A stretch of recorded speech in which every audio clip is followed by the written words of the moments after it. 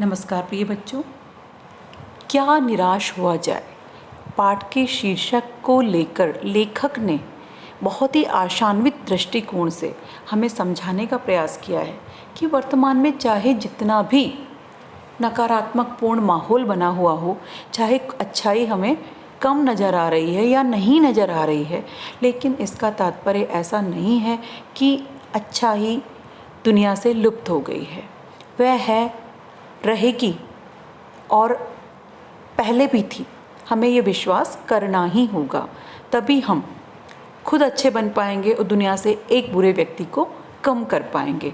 ऐसी ही सोच के साथ अगर हम जीते हैं तो स्वतः ही सारा संसार अच्छाइयों से परिपूर्ण हो जाएगा।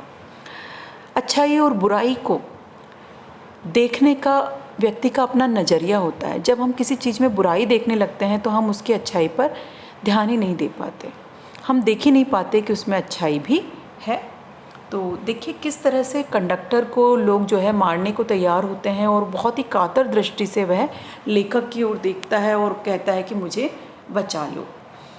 आगे इसमें हम और पढ़ते हैं। मैं भी बहुत भयभीत था, ड्राइवर को किसी तरह मारपीट से बचाया। 1.5-2 घंटे बीत गए। मेरे बच्चे भोजन और पानी के लिए व्याकुल थे। मेरी और पत्नी की हालत बुरी थी। जैसा आपको पता है कि बस जो है सुनसान जगह पे ख़राब हो गई है, कोई सहारा नहीं है। लोगों ने ड्राइवर को मारा तो नहीं, पर उसे बस से उतारकर एक जगह घेर कर रखा। कोई भी दुर्घटना होती तो पहले ड्राइवर को समाप्त कर देना उन्हें उचित जान पड़ा।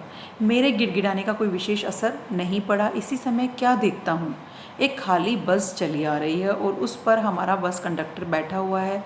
आते ही कहा, अड्डे से नई बस लाया हूँ, इस पर बैठिए।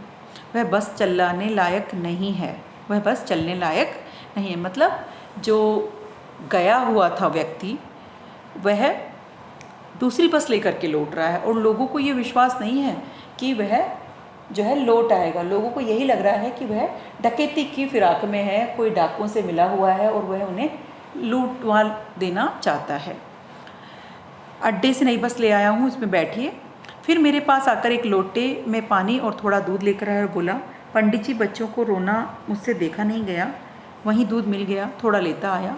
यात्रियों में फिर जान आई। सबने उसे धन्यवाद दिया, ड्राइवर से माफ़ी मांगी। 12 बजे से पहले ही सब लोग बस अड्डे पहुँच गए।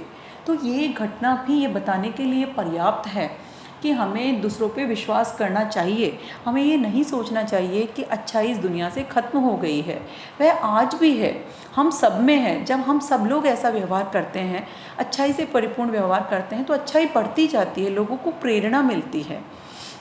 कैसे कहूँ कि मनुष्यता एकदम समाप्त हो गई, कैसे कहूँ कि लोगों में दया माया नहीं रही। जीवन में जाने कितनी ऐसी घटनाएं हुई जिन्हें मैं भूल नहीं सकता। ठगा भी गया हूँ, धोखा भी खाया है, परंतु बहुत कम स्थलों पर विश्वासघात नाम की चीज़ मिलती है। केवल उन्हीं बातों का हिसाब रखो जिनमें धोखा खाया, तो जीवन कष्टकर हो जाएगा। सही भी है ये कि हम केवल बुराई याद रखते हैं तो हम किसी पे विश्वास नहीं कर पाते और जीवन जो है बड़ा दुरूह हो जाता है। परंतु ऐसी घटनाएं भी बहुत कम नहीं हैं जब लोगों ने अकारण सहायता की है, निराश मन को ढांढस दिया और हिम्मत बधाई। कविवर रविन्द्र ठाकुर ने अपने गीत में भगवान से प्रार्थना की कि संसार में केवल नुकसान ही उठाना पड़े, धोखा ही खाना पड़े, तो ऐसे अवसरों पर भी हे प्रभु मुझे शक्ति दो कि मैं तुम्हारे ऊपर संदेह ना करूं। तो इसी तरह का भाव हमें मन में भी रखना चाहिए।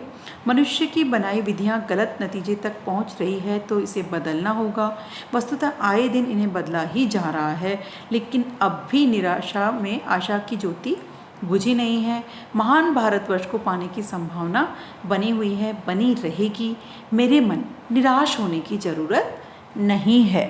तो आचार्य द्विवेदी का ये इस तरह से प्रबोधित करने वाला जो निबंध है, ये हमें भविष्य के प्रति सशंकित होने की नहीं, अपितु आशा से भर करके मानव मात्र के लिए अपने हृदय में करुणा, दया और अच्छाई भरने का संदेश देता है, ताकि हम बुराई को इस समाज से अलग कर सकें। हम यकीन कर सकें कि सब कुछ खराब नहीं है, सब कुछ गलत नहीं है, आज भी बहुत अच्छा है और बहुत अच्छा होगा।